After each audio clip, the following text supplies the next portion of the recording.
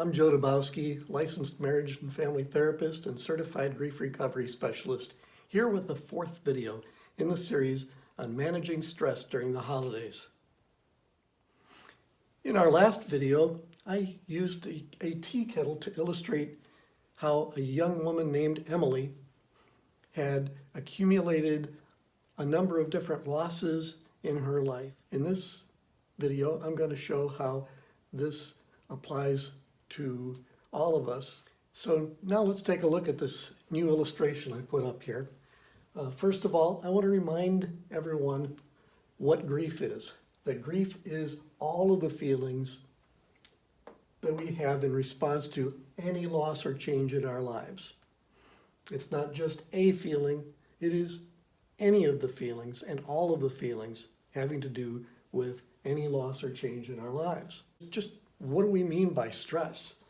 And for the purpose of this illustration and for this series of videos, I'm defining stress as the pressure that we have resulting from a difference in what we want and feel versus others' expectations versus the reality of our current circumstance in life, which is affected by the losses we've experienced. So pressure it includes the feelings resulting from a difference in what we want and feel and believe and what others, as well as our own expectations are.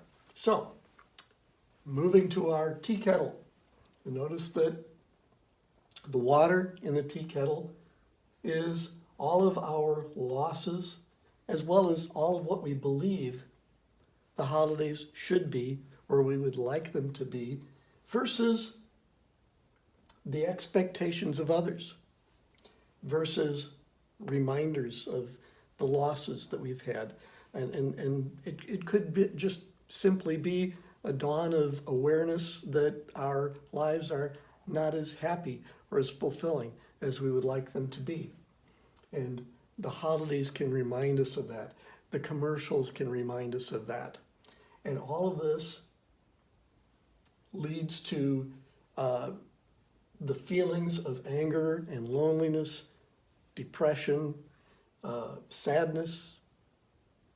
And where do all these feelings go? Well, in an ideal world, we would have a chance to talk about our feelings and interact with others in ways that help relieve this stress.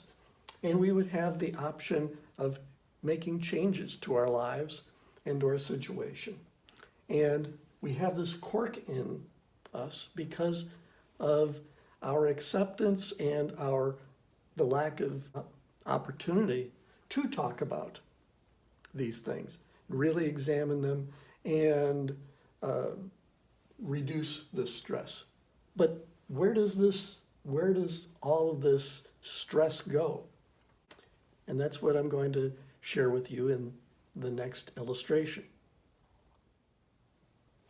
And so what happens as all this pressure from our unrealized hopes and expectations for the holidays collides with the grief that we carry with us, and the holiday time comes and this pressure and the stress have to go somewhere.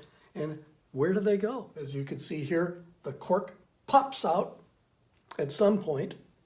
And what happens? Is it any wonder that we overeat, we oversleep, we drink too much, may use other substances and drugs, we shop until we drop, and then binging, binge watching Netflix or Hulu or movies or reading novels, social media. All of it we keep very busy because the busier we are, the less time we have to think about and really pay attention to what we're thinking and feeling. We take vacations. And finally, there's those of us who just isolate. Once again, avoiding contact with people that remind us of and add to the stress and the pressure that we feel at this time of year. And so you can see here, though, that the tea kettle is still full. We are still full of all of the raw emotions and so on that we are dealing with. We're still full of stress, but for a time we get some relief. And so I'm not putting down and telling you that you shouldn't do all these things, or that all of these things are harmful in and of themselves. Rather, I point out that these things, they do work. They do provide us with relief, but only temporary relief, which in the next illustration, I share with you just how we can actually begin pouring out some of this tea kettle. And so this brings us to, what's the alternative? How do we empty the tea kettle? How do we empty our hearts of all of the stress and fears and loneliness, heartache, and these things that get in the way of us being present and fully ourselves during the holidays? Well, the way to empty a tea kettle is to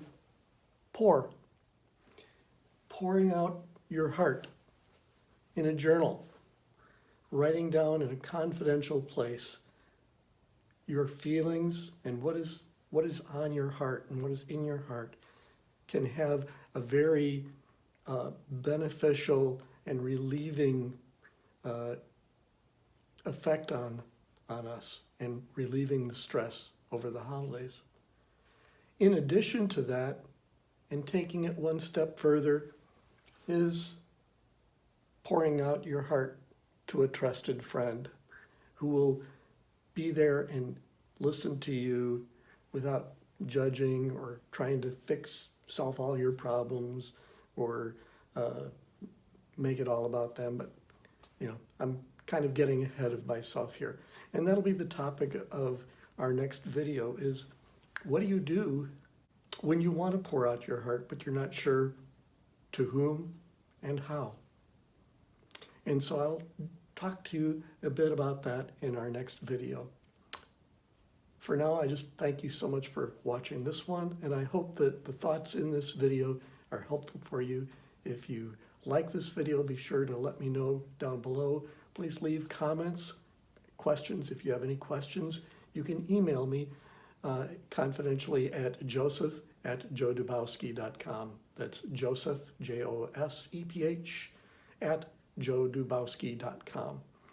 And thank you once again for watching, and I'll be watching for the next video in a few days.